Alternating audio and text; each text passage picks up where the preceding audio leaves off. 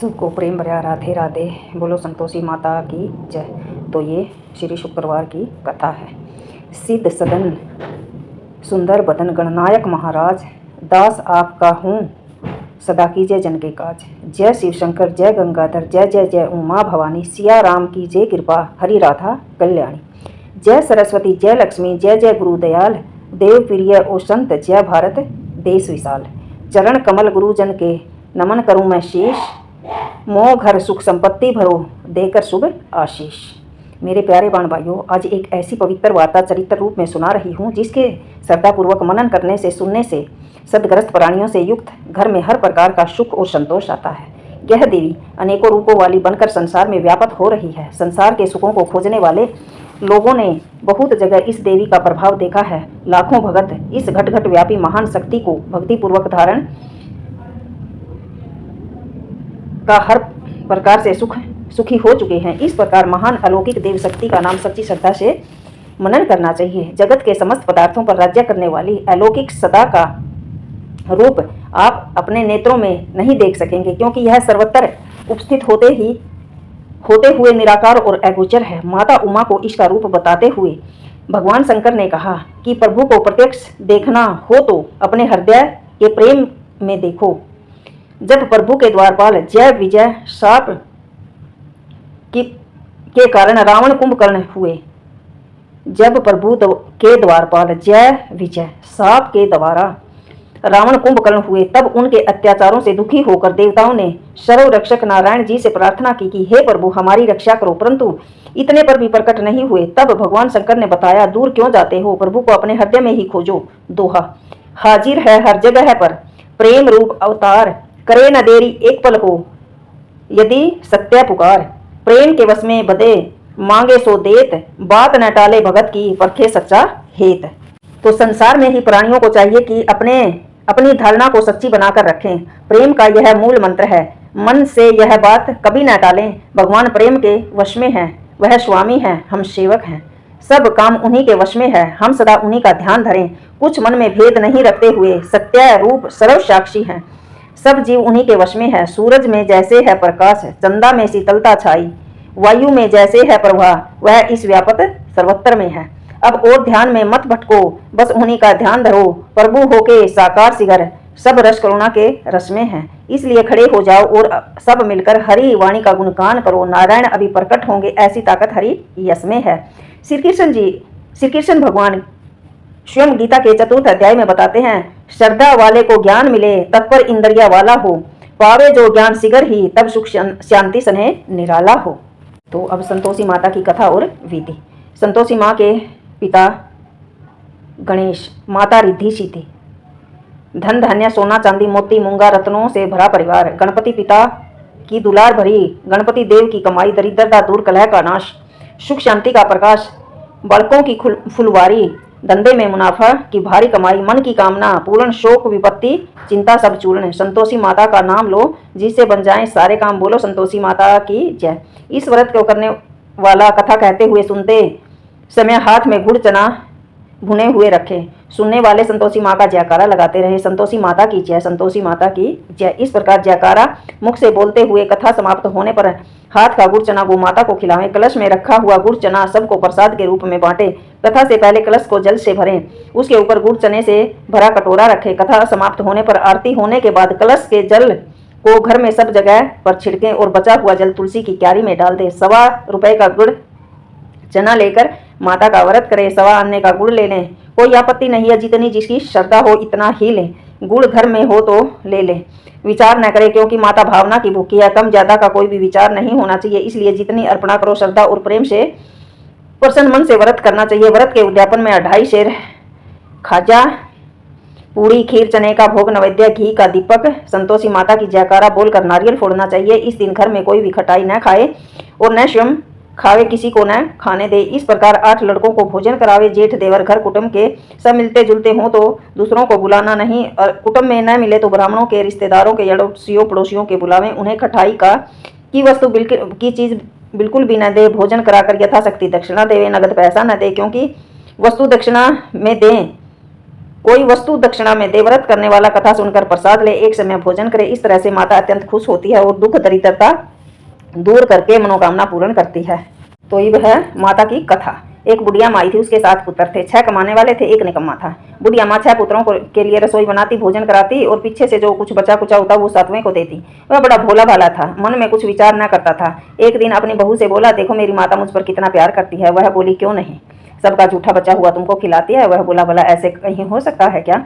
जब तक मैं अपनी आंखों से नहीं देखूंगा तो मैं मान नहीं सकता। बहू ने हंसकर कहा, तुम देख लो तब तो मानोगे। कुछ दिन बाद बड़ा त्योहार आया। घर में 7 प्रकार के पकवान बने, भोजन बना, चूरमे के लड्डू बने। सब वह जांचने के लिए सिर दर्द का बहाना बनाकर पतला कपड़ा ओढ़ कर रसोई घर में सो गया। कपड़े में से सब कुछ देखता रहा। 6 भाइयों ने भोजन कर लिया। उसने देखा माँ ने उनके लिए सुंदर सुंदर आछन बिछाए, 7 प्रकार की रसोई परोसी और आग्रह करके जिमाती रही। वह देखता रहा। 6 भाई भोजन करके उठे तब माता ने उनकी जूठन थालियों में से लड्डुओं को उठाया, एक लड्डू बनाया, जूठन साफ कर बुढ़िया माँ ने पुकारा, उठो बेटा, 6 भाई भोजन कर गए, अब तुम बाकी हो, उठ न, कब खाएगा? वह कहने लगा, माँ मुझे भोजन नहीं करना, मैं परदेश जा रहा हूँ। माता ने कहा, कल जाता, आज जाता अभी? वह बोला, हाँ हाँ आज ही जा रहा हूँ माँ। यह कहकर वह घर से निकल गया। चलते समय बहू की याद आई तो वह गौशाला में कपड़े कपड़े धो रही थी। वहीं जाकर उससे बोला, हम जाएं परदेश को, आएंगे कुछ काल, तुम रहियो संतोष से धर्म अपना पाल। वह बोली, जाओ पिया आनंद से हमरू सोच हटायो, राम भरोसे हम रहे ईश्वर तुम सहाय, देख निशानी आपनी देख धनुधर धीर, सुधी हमरी मती विसारियो राखियो मन गंभीर। वह बोला, मेरे पास तो कुछ नहीं है, यह अंगूठी है, यह ले लो, अपनी कुछ निशानी मुझे दे दो। वह बोली, मेरे पास क्या है, मेरे पास तो गोबर से भरा हाथ है। यह कहकर उसकी पीठ में गोबर से भरा हाथ की थाप लगा दी और वह चल दिया। चलते चलते वह दूर देश पहुंचा। वह एक साहूकार की दुकान पर जाकर कहने लगा, भाई मुझे नौकरी पर रख लो। साहूकार को जरूरत थी। वह बोला, रह जा। लड़के ने पूछा, तनख्वाह क्या दोगे? साहूकार ने कहा, काम देखकर दाम मिलेंगे। साहूकार की नौकरी मिल गई। वह सवेरा 7 बजे से रात तक नौकरी करने लगा। कुछ दिन में दुकान का सारा लेन देन, हिसाब किताब, ग्राहकों को माल बेचना, सारा काम करने लगा।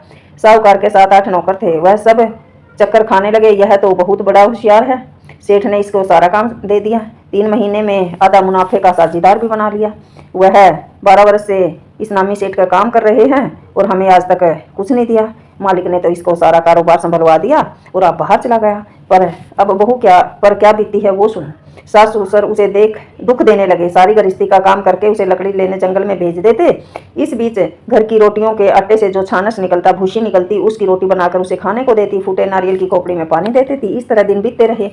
एक दिन वह लकड़ी लेने जा रही थी। रास्ते में कुछ स्त्रियां संतोषी माँ का व्रत कर रही थी। वहां वह खड़ी होकर सुनकर बोली, बहनों तुम किस देवता का व्रत करती हो और इसके करने का क्या फल मिलता है? इस व्रत के करने की क्या विधि है? यदि तुम अपने व्रत का विधान मुझे समझा दोगी तो मैं तुम्हारा एहसान मानूंगी।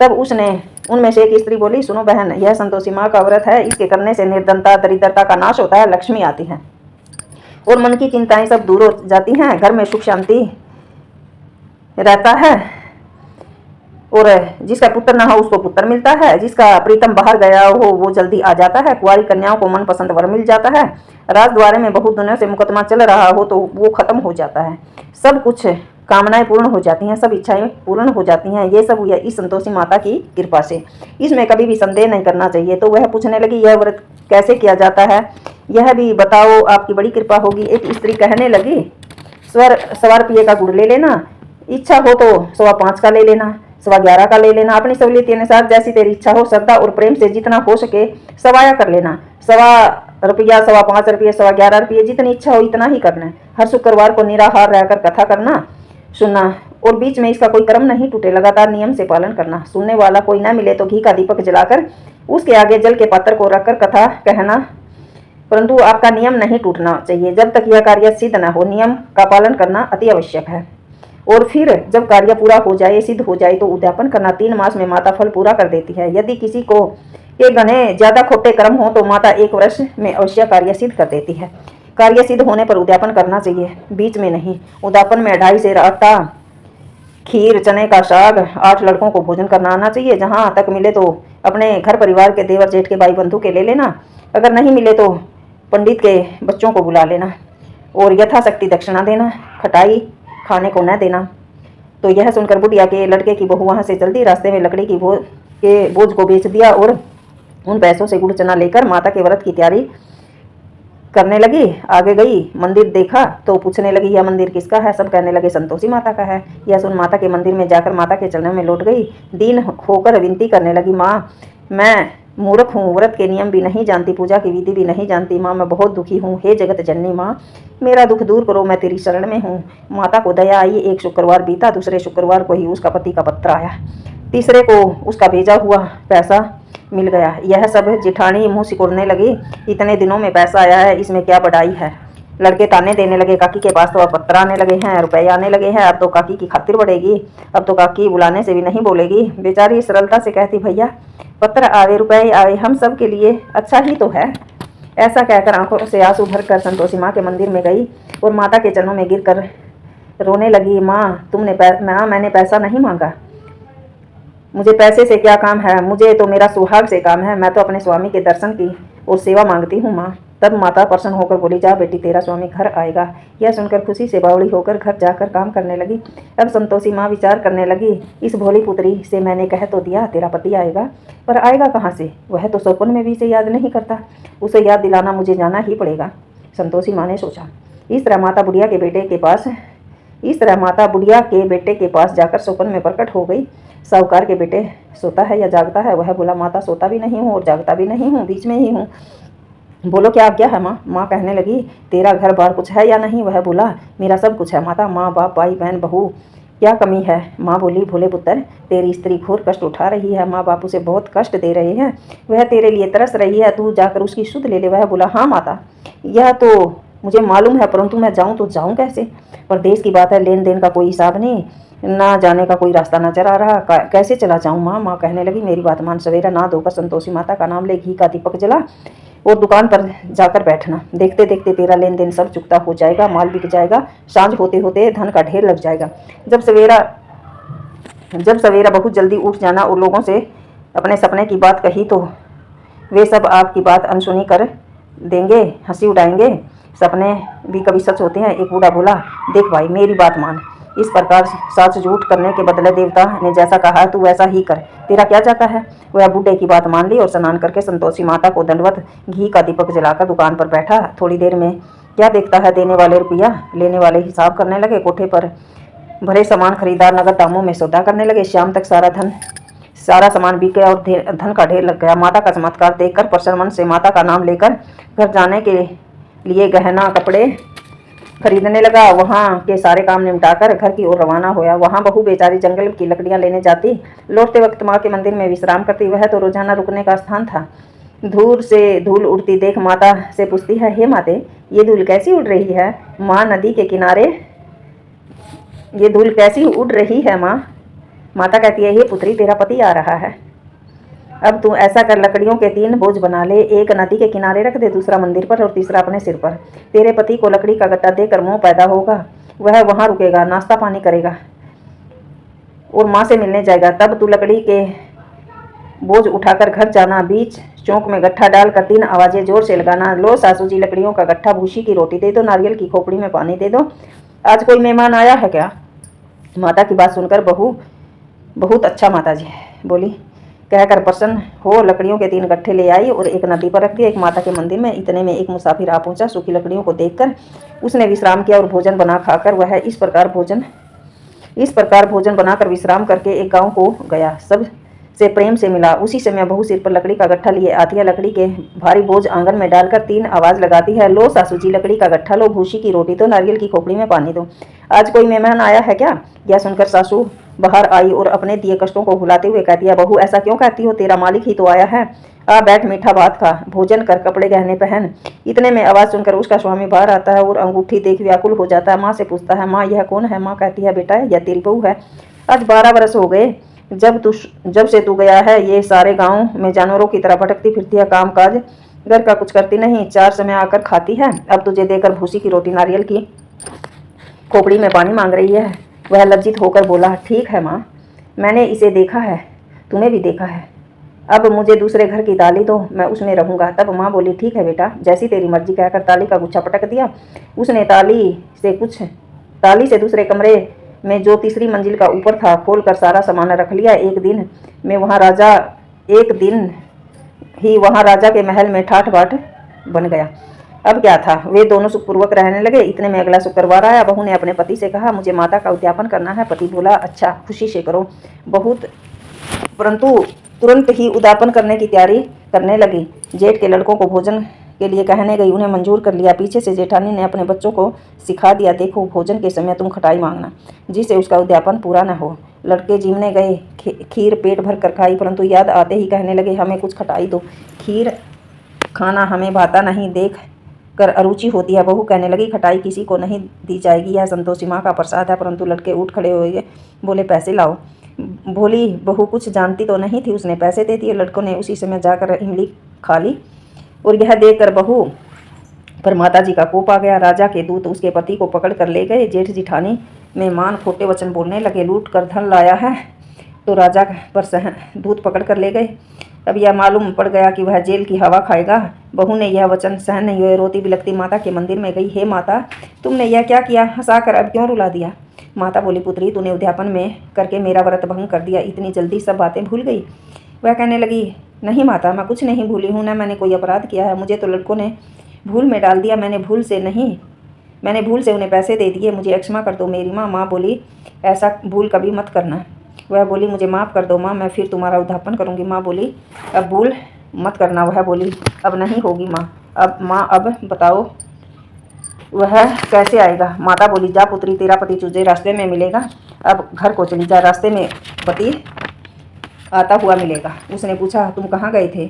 वह कहने लगा, इतना धन कमा था, उसका टैक्स राजा ने मांगा, वह भरने गया था। वह प्रसन्न होकर बोली, भला हुआ, अब घर चलो। कुछ दिन बाद शुक्रवार आया। वह बोली, माता का उद्यापन करना। पति ने कहा। वह फिर जेठ के लड़कों को भोजन के लिए कहने गई। जेठानी ने तो एक दो बातें और सुनाई, लड़कों को सिखा दिया कि तुम पहले की तरह खटाई मांगना। लड़के कहने लगे, हमें खीर खाना नहीं पाता, जी बिगड़ता है, कुछ खटाई खाने को दे। वह बोली, खटाई खाने को नहीं मिलेगी, आना हो तो आओ। वह ब्राह्मणों के लड़कों को ले आई और भोजन कराने लगी। यथाशक्ति दक्षिणा की जगह एक एक फल दे दिया। इससे संतोषी माँ प्रसन्न हुई और माता की कृपा होते ही उसके 9वें मास चंद्रमा के समान सुंदर पुत्र ने जन्म लिया। पुत्र को लेकर प्रतिदिन माताजी के मंदिर में जाने लगी। माँ ने सोचा, यह तो रोज आती है, आज क्यों न मैं इसके घर चलूं, इसका आसरा देखूं तो सही। यह विचार करके माता ने भयानक रूप बनाया और गुड़ चने से सनामुख, ऊपर से सूंड के समान होठ, ऊपर मक्खियां भिन भिना रही थी। दहलीज पर पांव रखते ही उसकी सास चिल्लाई, देखो रे, कोई चुड़ैल डाकनी आ गई, लड़को इसे भगाओ, नहीं तो किसी को खा जाएगी। लड़के डरने लगे और चिल्लाकर खिड़की बंद करने लगे। वह रोशनदान में से देख रही थी। प्रसन्नता से पगली होकर चिल्लाने लगी, अरे मेरी माता जी घर आई है, अरे मेरी माता जी घर आई है। यह कर बच्चे को दूध पिलाने से हटाती हुई इतने में सास का क्रोध फूट पड़ा। बोली, रांड, इसे देखकर कैसी उतावली हुई है, जो बच्चे को पटक दिया। इतने में माँ के प्रताप से जैसा देखा वही लड़के नजर आने लगे। वह बोली, माँ जी, मैं जिनका व्रत करती हूँ यही वह संतोषी माता है। इतना कहकर झट से सारे घर के किवाड़ खोल देती है। सब ने माता के चरण पकड़ लिए और विनती करने लगे, हे माता, हम मूर्ख थे, हम अज्ञानी थे, हम पापी थे, तुम्हारे व्रत की विधि हम नहीं जानते थे, तुम्हारा व्रत भंग कर हमने बहुत बड़ा अपराध किया। मेरी माता, आप हमारा अपराध अक्षमा करो। इस प्रकार माता प्रसन्न हुई और माता ने बहू को जैसा फल दिया वैसा सबको, तो जो पड़े उसका मनोरथ पूर्ण हो। बोलो संतोषी माता की जय।